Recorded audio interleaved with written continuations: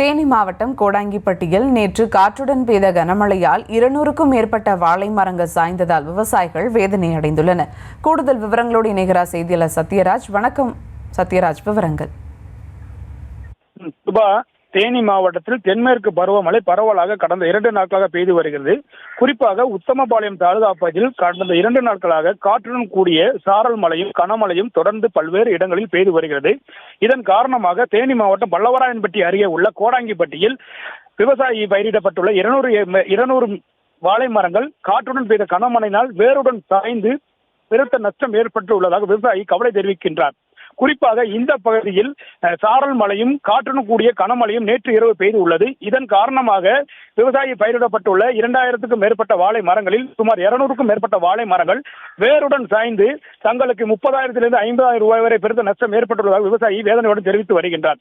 தொடர்ந்து பார்த்தோம் என்றால் இந்த பகுதியில் காற்றுடன் கூடிய கனமழை தொடர்ந்து பெய்து வருகிறது.